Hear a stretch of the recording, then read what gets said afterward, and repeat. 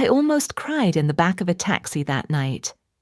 But the driver said something that changed my whole day. It was a cold and rainy evening. I left my office building very late.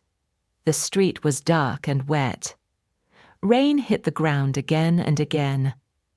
I stood under the small roof at the front door, but the wind pushed the rain inside. My shoes were already wet. I felt tired, very tired. Today was not a good day for me. At work, I made a big mistake. I sent the wrong report to an important client. My boss was very angry. He looked at me and said, "This is not professional." His words stayed in my head all day. I tried to fix the problem. I worked through lunch. I worked through the afternoon. But the mistake was already done. At 9 p.m., most people in the office went home. The lights slowly turned off one by one. My computer screen was the last bright light in the room. Finally, I closed my laptop. My shoulders felt heavy. I walked out of the building and looked at the empty street. Rain fell harder now. I took out my phone. The battery showed 3%. Great, I whispered to myself. I needed a taxi. Normally, I would call one with an app, but the signal was weak and my phone was dying. So I stood near the road and waited. A taxi passed. I raised my hand, but it did not stop. Another taxi drove by. I waved again. Still nothing. The rain became stronger. Cold drops ran down my face and neck. I started to feel stupid standing there. Cars rushed past me. Water splashed from the road. 10 minutes passed, then 15. My phone buzzed once. 2% battery. I sighed. "Just my luck," I said quietly. For a moment I thought about walking home, but my apartment was very far away. I felt alone on that dark street. Then I saw a yellow light in the distance. A taxi. It moved slowly toward the traffic light.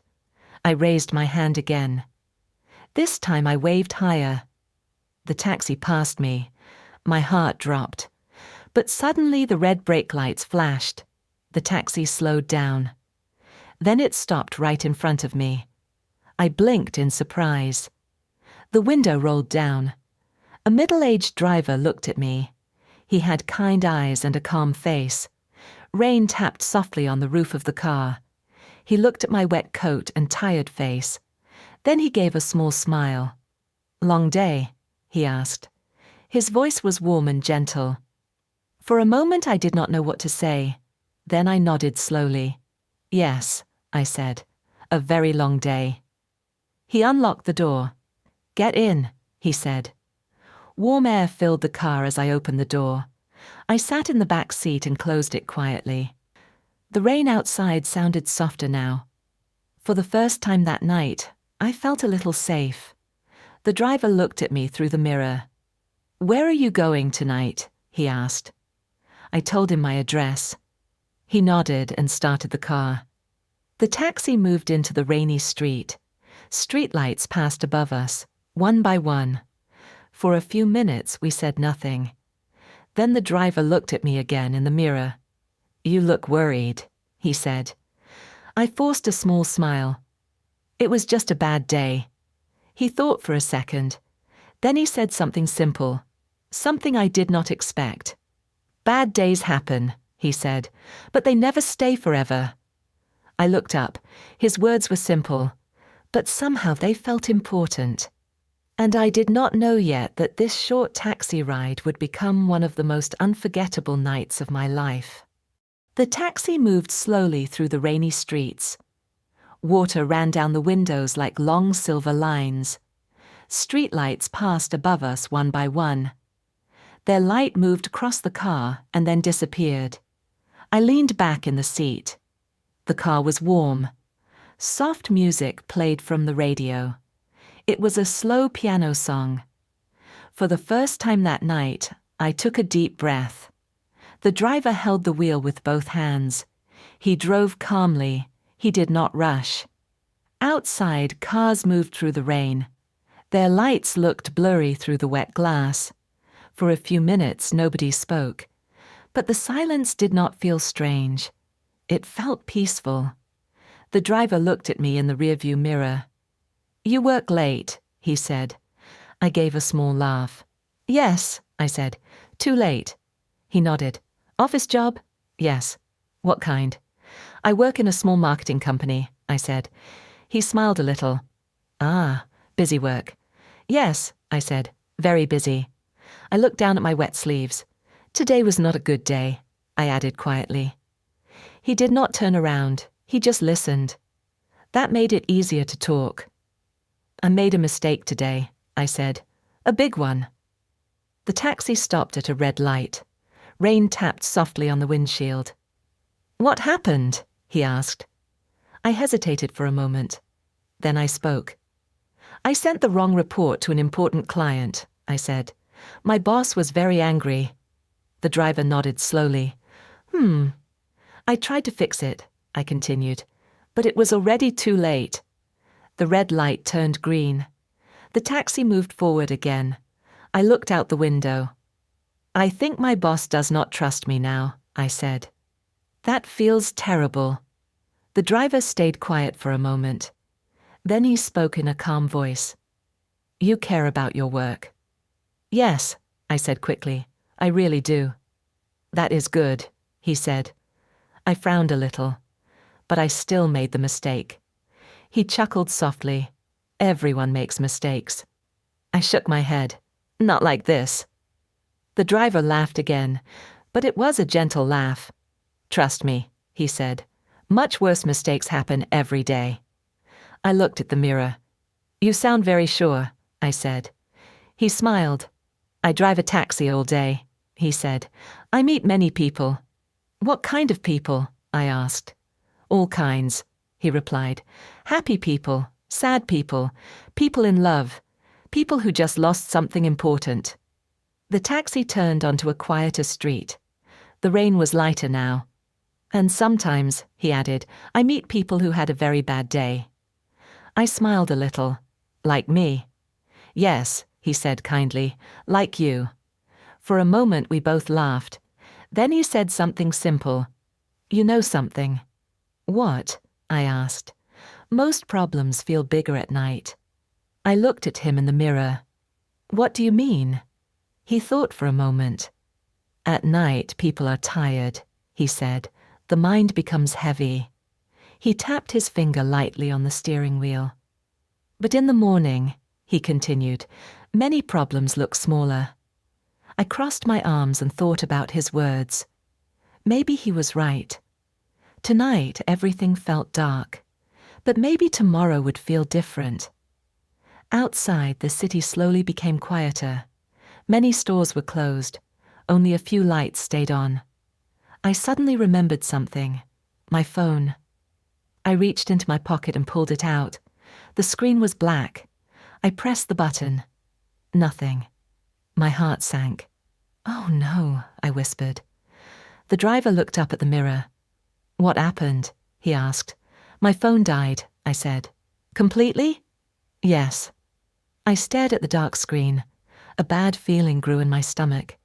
I remembered something important. My payment app was on my phone, and I did not carry much cash.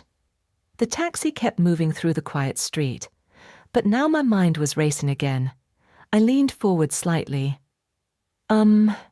Excuse me," I said carefully. "Yes?" the driver replied. "I think I might have a small problem." He looked at me calmly in the mirror. "What kind of problem?" I hesitated. Then I said the words slowly. "My phone is dead." He nodded. "That happens." I took a deep breath. "But I usually pay for taxis with my phone." The taxi became very quiet. For a moment the only sound was the rain. I felt my face grow warm. I might not be able to pay right now." I looked down at my hands. "This is really embarrassing," I said quietly. The driver did not speak right away. He simply drove forward through the rain. Then, after a few seconds, I heard something unexpected. The driver laughed, not loudly, just a soft, calm laugh. "It is okay," he said. Then he said something that surprised me even more. "Let us get you home first." The taxi continued through the quiet streets. I sat silently in the back seat. My phone was still dark in my hand. No battery, no payment app, no way to call anyone. I felt very uncomfortable. I did not like the situation at all. The driver looked calm, but I felt nervous. I leaned forward a little. "I am really sorry about this," I said again. The driver glanced at me in the mirror. "It is not a big problem," he said, but to me it felt like a big problem. I opened my wallet slowly. Inside there were only a few bills. I counted them carefully. $5. That was all. My heart sank again. A normal taxi ride in the city cost much more than that. I looked at the money for a moment. Then I sighed. "This is not enough," I said quietly. The driver did not look worried. He simply nodded. He said. The taxi turned onto another street. Streetlights reflected on the wet road. I kept thinking about the situation. Maybe I could go inside my apartment. Then I could charge my phone. Then I could pay him. But what if he did not trust me? I would not blame him. After all, he did not know me. I was just a stranger in the back seat. I cleared my throat. "Sir?" I said. "Yes?" "When we arrive, maybe you can wait a few minutes." "For what?" he asked calmly. "I can go upstairs and charge my phone," I said. "Then I can send you the money." He nodded slowly. "That sounds reasonable," he said. But I still felt uneasy. Many drivers would not like that plan. Some drivers might think I would run away. I quickly added another sentence. "I promise I will come back," I said. The driver smiled in the mirror. "I believe you," he said. His answer surprised me. "You do?" I asked. "Yes." "Why?" He shrugged a little. "You do not look like someone who runs away." I laughed softly. "You can tell that just by looking at me." "Sometimes," he said. "How?" I asked. The driver thought for a moment. Then he said something simple. "People who worry too much usually do not run away." I laughed again. "That is true," I said. "I am definitely worrying too much." The driver chuckled. "That is normal." The taxi stopped at another red light. The rain outside had almost stopped now. Water still dripped from the trees along the road. The city looked calm and quiet. I looked out the window and spoke again. "Has this ever happened to you before?" I asked. "What?" "A passenger who cannot pay." The driver smiled. "Oh, yes," he said. "Many times." "Really?" "Yes." I blinked in surprise. "What did you do?" "Sometimes they pay later," he said, "and sometimes they forget." That answer made me feel worse. "I will not forget," I said quickly. "I know," he replied. His voice was relaxed and friendly. He did not sound worried at all. The taxi turned onto my street. I recognized the small grocery store on the corner. My apartment building was only 2 blocks away now. I suddenly felt more nervous again. We were almost there. I looked down at the $5 in my hand. It felt like such a small amount. I leaned forward again. "I feel really bad about this," I said. "You had a long day," the driver said. "That is not an excuse." "No," he agreed, "but it is still true." We both smiled a little. The taxi slowed down.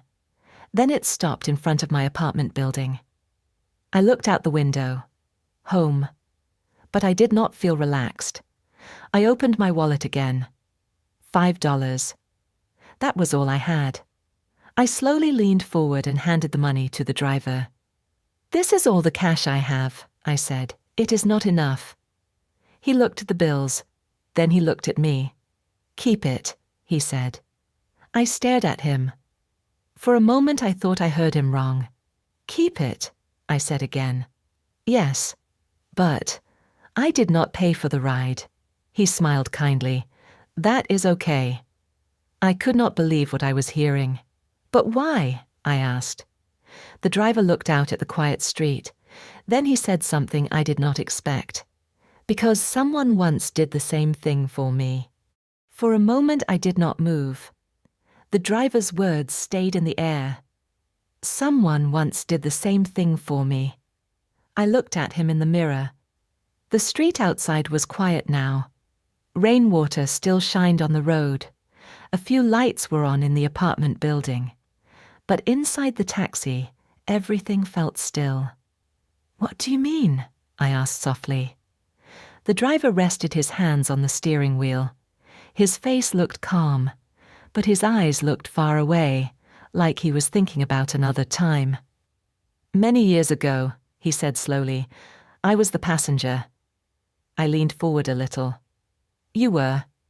He nodded. Yes. The driver looked at the road ahead. I was younger then, he continued, and life was not easy for me. The soft piano music still played in the car.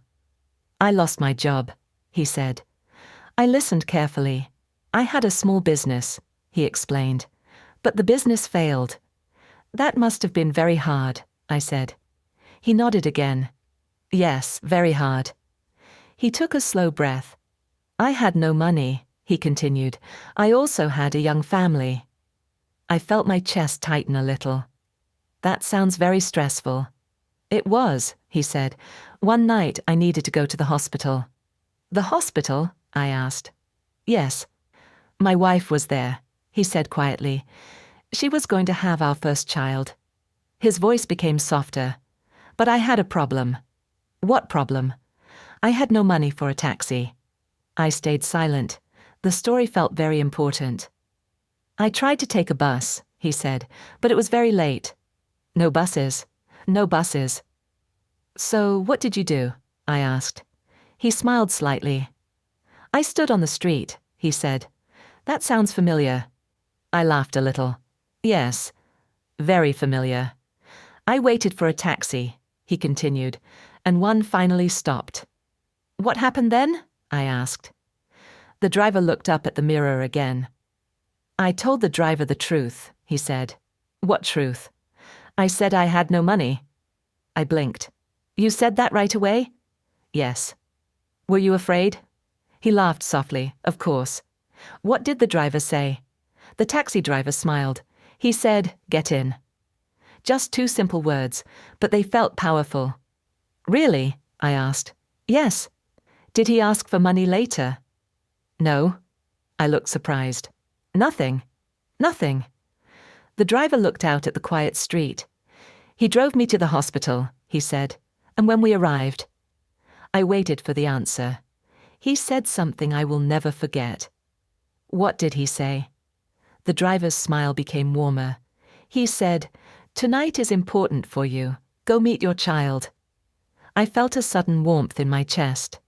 That is very kind, I said. Yes, the driver agreed. I never saw him again. The car stayed quiet for a few seconds. But I never forgot him, he continued. And tonight, he added gently, I remembered that night. I looked down at the $5 still in my hand. The money suddenly felt very small. So, that is why, I said slowly. Yes, he replied. That is why. He pushed the money toward me again. Keep it, he said. You may need it more tonight. I shook my head. But this is your job. Yes, he said. But kindness is also part of the job. I smiled. That is a good rule. He laughed quietly. It is not a rule, he said. It is just something I try to do. I looked at him again in the mirror. The driver did not look special. He looked like a normal person. But somehow his kindness made the night feel different, warmer, brighter. I opened the taxi door slowly. Cool night air came inside. Before I stepped out, I asked one more question. Can I ask your name? The driver smiled. David, he said. I nodded. Thank you, David. He waved his hand lightly. You are welcome. Then he added one last sentence. A sentence I would remember for a long time. Just do the same thing for someone else someday. I stepped out of the taxi slowly. The night air felt cool on my face. The rain had finally stopped. Water still shined on the street under the streetlights. I stood there for a moment. The taxi engine was still running. David looked at me through the open window. "Go get some rest," he said. "You had a long day." I smiled. "Yes," I said, "but it feels a little better now." He nodded. "Good." I hesitated for a second. Then I said it again. "Thank you, David." He waved his hand. "You are welcome." Then the taxi slowly pulled away from the curb. The yellow car moved down the quiet street. Soon the red lights disappeared in the distance. I stood there watching for a few seconds. Then I walked into my apartment building. The hallway was warm and quiet. When I reached my apartment, I dropped my bag on the chair. I sat down on the sofa. My body felt tired, but my mind felt strangely peaceful. I kept thinking about the taxi driver, about his story, about the man who helped him many years ago. One small act of kindness. And now that kindness had reached me. I looked at the $5 in my hand again. I placed it on the table. Then I whispered to myself, "One day I will do the same thing." The next morning I woke up early. Sunlight filled my small kitchen. The city looked very different in the morning, bright, alive. I made a cup of coffee and checked my phone. Several work messages appeared on the screen. My stomach tightened a little. I still had to face my boss, but something inside me felt calmer. I arrived at the office around 9. People were already working at their desks. The office sounded busy again. Keyboards clicked, phones rang. I walked to my desk and sat down quietly. Then I noticed someone standing near the printer. It was a young woman from our team. Her name was Emily. She joined the company last week. She looked confused. Papers were everywhere on the table. She pressed buttons on the printer again and again, but nothing happened. I walked over. "Hi, Emily," I said. She turned quickly. "Oh, hi," she said. She looked embarrassed. "I think I broke the printer." I smiled a little. "No, the printer breaks itself every day." She laughed nervously. "I need to print these reports," she said. "My manager asked for them." I looked at the machine, then I pressed a few buttons. The printer suddenly started making noise. The papers slowly came out. Emily's eyes became bright. "Oh, you fixed it." "Not really," I said. "I just know it's bad habits." She laughed. "Thank you," she said. I was starting to panic. I looked at her worried face. Suddenly, I remembered the taxi driver, and the night before. "First week can be stressful," I said. "Yes," she replied quickly. "I am afraid to make mistakes." I smiled gently. "That is normal." She looked surprised. "Really?" "Yes," I said. "Everyone makes mistakes." She relaxed a little. "Thanks," she said. Then she carried the papers back to her desk. I watched her walk away, and suddenly I understood something. Kindness moves quietly. One person helps another, then that person helps someone else. Like a small light, it travels from hand to hand, from stranger to stranger. That rainy night, a taxi driver helped me. Years ago, another driver helped him. And now, maybe the light was moving again. I sat down at my desk and opened my computer. Work was waiting for me. Problems were still there. But somehow the day felt brighter. And before I started working, I whispered one small promise to myself. "Next time someone needs help," I said softly, "I will stop the car."